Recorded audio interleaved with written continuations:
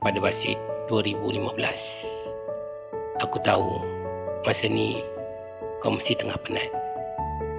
Kau baru nak bina sesuatu, tapi tak semua orang faham, tak semua orang percaya.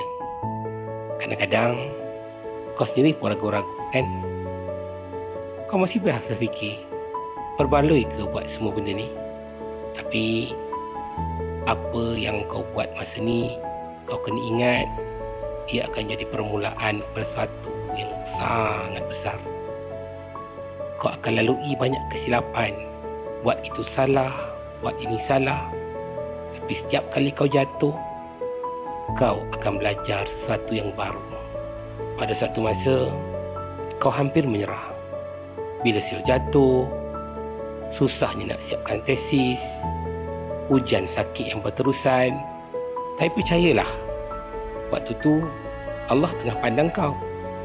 Allah nak kau sabar, nak kau kuat, nak kau teruskan berusaha. Kau bermula dengan 3 orang je percaya waktu kau mula mengajar.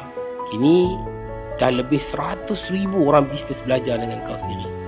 Itu bukan perkara yang mudah. Dari satu syarikat lahir berbelas syarikat, beratus orang pekerja kau ada. Semua sebab kau pilih untuk terus melangkah. Walaupun susah, tapi kau tak pernah rebah. 10 tahun dah berlalu. Hari ini kau bukan lagi orang yang sama.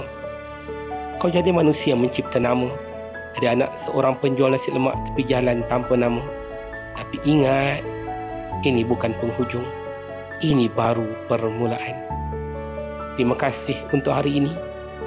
Kejayaan milik mereka yang tak pernah berhenti berusaha.